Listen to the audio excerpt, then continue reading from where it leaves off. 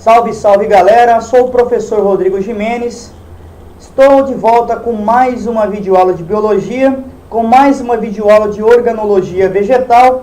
Essa é a terceira videoaula de organologia vegetal e nesta videoaula estaremos tratando aí sobre o assunto caule, né, que é um órgão aí importantíssimo na formação das plantas. Estaremos aprendendo um pouco nessa aula sobre as classificações do caule, como que ele é formado e os tipos de caule que nós vamos encontrar na natureza de acordo aí com o ambiente onde as plantas vivem. Então vamos aí dar continuidade agora, né, com as imagens. Antes disso, só lembrando vocês aí de não se esquecer de no final dar um joinha aí, né, no nosso vídeo, de compartilhar com seus amigos nas redes sociais e ainda quem não se inscreveu, se inscrever aí no meu canal Biologia Legal. Então vamos aí para os slides, para as imagens, para aprender um pouco mais sobre caule. Muito bem, vamos falar agora sobre o caule, né, dando continuidade aí nas aulas de organologia vegetal. Mas o que é caule? O que vem a ser o caule de uma planta? Caule é geralmente a parte aérea da planta. É o eixo onde se desenvolve os ramos, as folhas e as flores de uma planta. Ele pode desempenhar diversas funções, como a sustentação, a condução da seiva mineral e seiva orgânica por meio dos sistemas vasculares. E, em algumas espécies, armazenamento de água e nutrientes. Então, o caule é aquela parte externa de uma planta, aquela parte que vai estar ligando, que vai do solo geralmente até as folhas, e vai desempenhar várias funções, dando sustentação ao corpo das plantas, sustentando os galhos, transportando a seiva mineral e a seiva orgânica, né, pelo xilema e pelo floema, que são os que fazem parte do sistema vascular, e também fazendo aí em algumas espécies o armazenamento de água e de nutrientes. Aqui é um caule, né? Vamos falar um pouquinho aqui do caule, do crescimento primário em monocotiledôneas. Tá? Então eu tenho um caule, o caule geralmente é formado aí pelo nó, que é a parte que possui uma gema axial ou gema lateral. Esse nó, né, essa gema lateral, gema axial, vai dar origem aos galhos e às folhas. E essa parte que fica entre um nó e o outro nós chamamos de entrenó. E no ápice da planta eu vou encontrar a gema apical, que propicia aí o crescimento da planta aí, para cima, né? E a gema axial propicia o crescimento da planta para os lados, formando os galhos. Se eu cortar aqui esse caule, eu vou encontrar essa estrutura da planta. Eu vou encontrar aí o caule possuindo aí uma parte interna chamada medula, um câmbio vascular, e a epiderme, o córtex, o floema primário e o xilema primário. Então, a epiderme, né, que é essa parte aqui de fora, é uma camada única de células periféricas. Então, uma camada formada por uma célula, né, formada por várias células dispostas, formando uma única camada.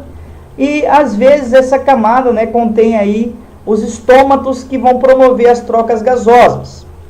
Logo abaixo dessa epiderme eu vou encontrar o córtex. Esse córtex possui aí os tecidos parênquima e colênquima. As células parenquimáticas podem conter aí os cloroplastos que vão realizar a fotossíntese. O colênquima vai possuir substâncias que geralmente vai ajudar na sustentação dessa planta. Na região interna do córtex estão localizados aí os feixes vasculares. Então eu tenho o córtex aqui e eu tenho os feixes vasculares formados, que são o xilema, né, e o floema. O xilema leva a água e sais minerais para as folhas, da raiz para as folhas, e o floema leva a seiva elaborada, né, ou a seiva orgânica das folhas para as demais partes da planta. E bem no meio do tronco eu encontro aí a medula, que é constituída aí por um parênquima de preenchimento que vai preencher esse tronco, que vai ajudar aí na sustentação do corpo, né, desse tronco, dessa planta. Aqui vamos falar um pouquinho do crescimento secundário em dicotiledôneas gimnospermas. Né? Então aqui eu tenho o corte de um tronco aí de um de uma dicotiledônea gimnosperma. Esse tronco vai possuir aí um câmbio vascular. Esse câmbio vascular ou meristema secundário vai surgir a partir do câmbio fascicular, que está dentro dos feixes vasculares, e pelo câmbio interfascicular, que vai estar entre os feixes. Esse câmbio vascular forma aí o floema secundário, que vai estar para fora, e o xilema secundário, que vai estar para dentro desse tronco. O felogênio, aqui está o felogênio, né? O felogênio é um meristema secundário, forma o suber, que é a cortiça, que vai estar para o lado de fora, formando a casca, formada aí por tecido morto, né, por células mortas. E forma também a feloderme, que está voltado para dentro, né, do corpo desse tronco. O suber mais o felogênio mais a feloderme forma o que nós chamamos de epiderme. E a casca é formada aí pelo suber, pelo felogênio, mais o feloderma e mais o floema secundário. Vamos falar um pouquinho sobre a disposição aí dos feixes vasculares no caule, em dicotiledôneas e monocotiledôneas. Eles vão ser um pouquinho diferente a disposição aí desses feixes vasculares. Aqui no caso de uma dicotiledônea, eu vou encontrar os feixes vasculares organizados. O floema vai estar na parte periférica. Então aqui eu tenho o floema, né, para o lado de fora desse anel, e o xilema vai estar aqui na parte central, tá? Então eu tenho aqui a formação de um anel organizado aí com esses feixes vasculares. Já nas monocotiledôneas, os feixes vasculares estão desorganizados. Eu vou encontrar vários feixes esparramados, não vou ter a formação de um anel central, como aqui na dicotiledônea. Esses feixes estão esparramados por toda a parte do caule dessa planta, tá? Porém, o floema vai ser aqui formando a parte externa desses feixes, e o xilema vai ser essa parte interna dos feixes. Então essa é a disposição aí dos feixes vasculares aí em dicotiledôneas e monocotiledôneas. Vamos falar um pouquinho aí do crescimento secundário, né? Continuando aí, falando do crescimento secundário. Lembrando que a madeira é um xilema secundário. A madeira da planta é um xilema, formada por um xilema secundário. Então eu tenho aqui a estrutura de um tronco. Esse tronco vamos começar a falar dele, né, do lado de fora do tronco para dentro do tronco.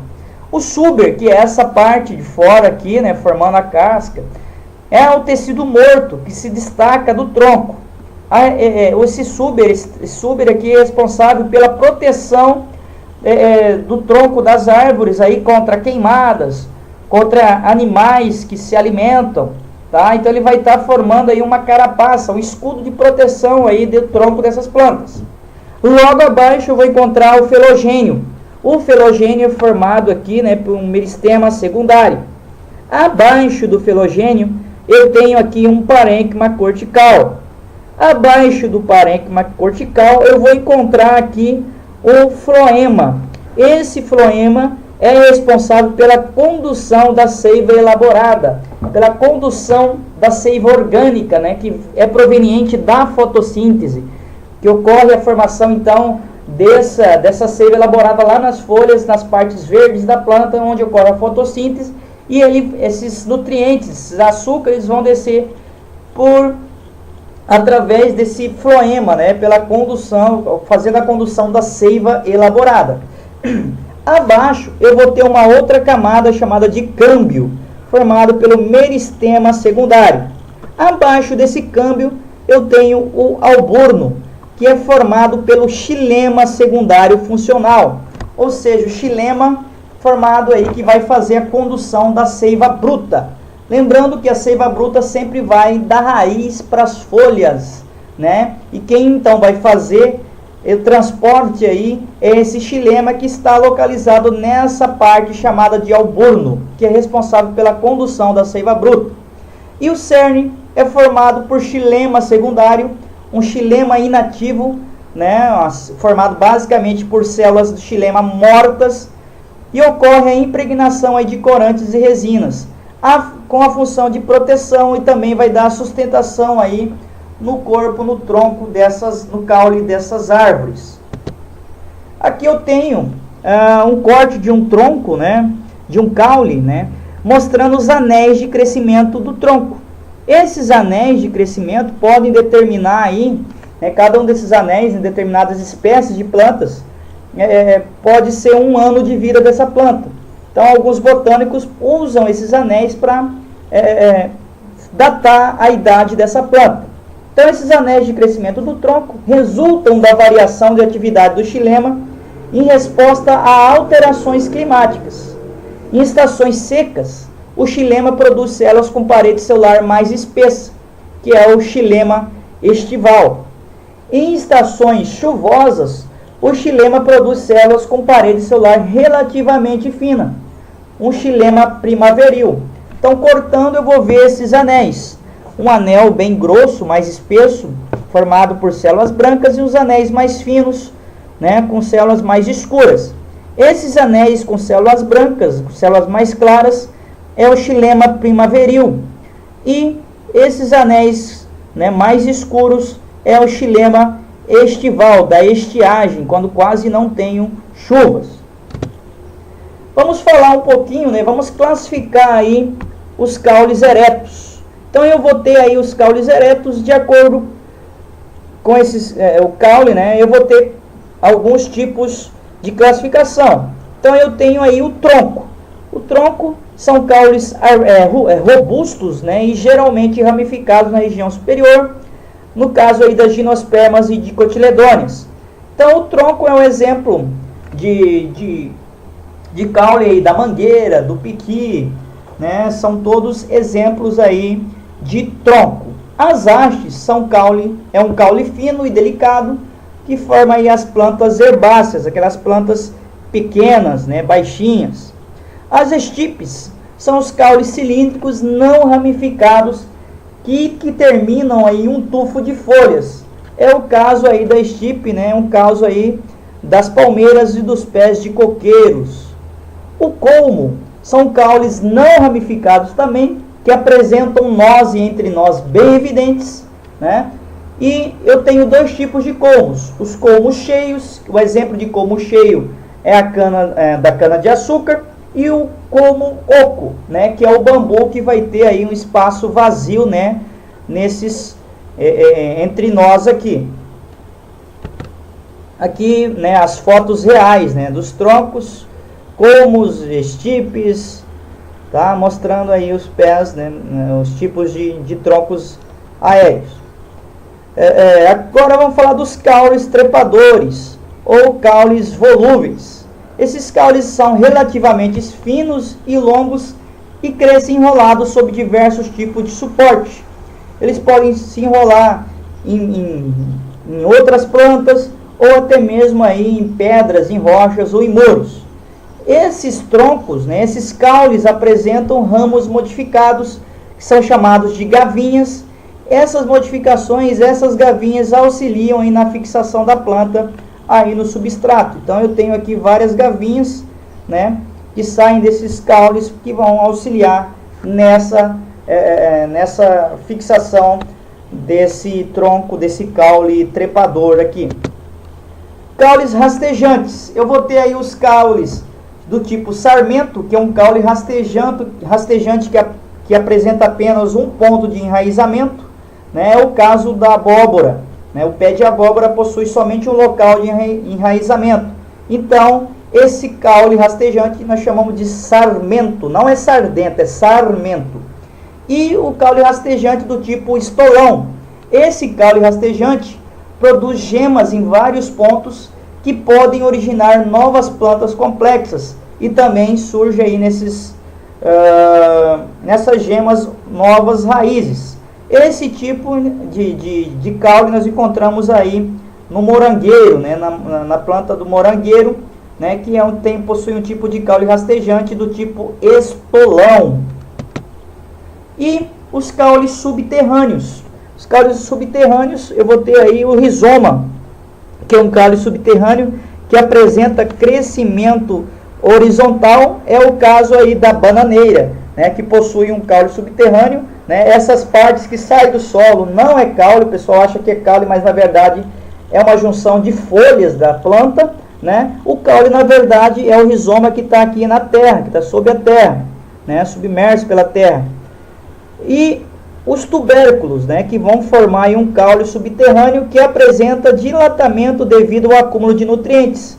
É um exemplo aqui a nossa batata inglesa, né, a nossa um alimento do nosso dia a dia aqui, né, a batata inglesa, né, ela é, na verdade, ela não é uma raiz como muita gente imagina, mas ela é sim um caule subterrâneo, tá, que vai ficar debaixo da terra e que vai acumular substâncias, nutrientes, né, como água, sais minerais e o amido, né, os aminoácidos. E eu tenho aqui os bulbos. Bulbos, na verdade, são uma junção entre folhas modificadas mais um caule, né? Então eu tenho o bulbo que possui uma região interior. Essa região interior é chamada de prato e ela é envolvida por folhas modificadas armazenadoras de nutrientes chamadas de catáfilo. Exemplo onde encontro esse tipo de caule, né, de bulbos, aí no caso na cebola e no alho, né? Então cebola e alho são na verdade também caules de plantas. E os caules aquáticos. Aqui eu tenho um caule aquático, né, da Vitória Régia e do aguapé, né, o HP, que o pessoal fala, aguapé. Esse caule aquático contém aí um parênquima aerífero, um parênquima que armazena gases, né, hidrogênio, oxigênio, né, ou o ar, como nós falamos. Esse ar auxilia aí na respiração da planta e também na flutuabilidade dessa planta, permitindo que ela flutue sobre as águas. Exemplo aí o aguapé, que é essas folhinhas menores, e a nossa querida Vitória Régia, bem comum aqui, né, e na região amazônica, nos rios da região amazônica. Vamos falar um pouquinho, continuando falando dessas adaptações, né? Vamos falar agora sobre a proteção, adaptações relevantes à proteção. Nesse caso de adaptação, a proteção é contra a herbivoria, né? Contra o ato dos herbívoros se alimentarem dessas plantas. Adaptações de reserva de água e também de economia hídrica. Com relação a esse tipo de adaptação, eu tenho os espinhos. Esses espinhos podem se originar do caule ou da folha. No primeiro caso, né, quando se originam aí do caule, são ramos curtos e com ponta afilada que protege a planta. Eu encontro isso geralmente no limoeiro, né? Então, esse limoeiro vai possuir aí esses espinhos que vão proteger ele contra a herbivoria.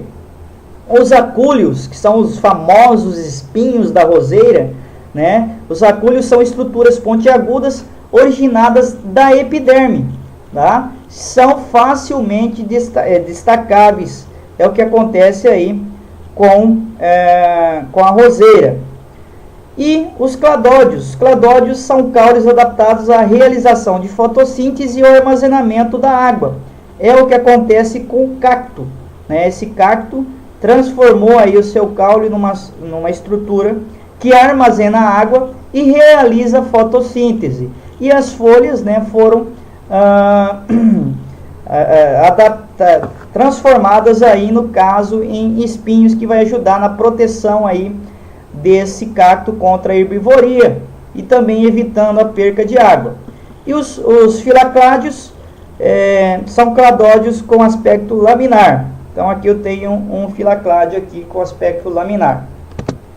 Muito bem, essa foi mais uma videoaula, né? Espero que vocês tenham gostado. Não se esqueçam de dar um joinha e de compartilhar com seus amigos nas redes sociais. Um abraço e até a nossa próxima videoaula.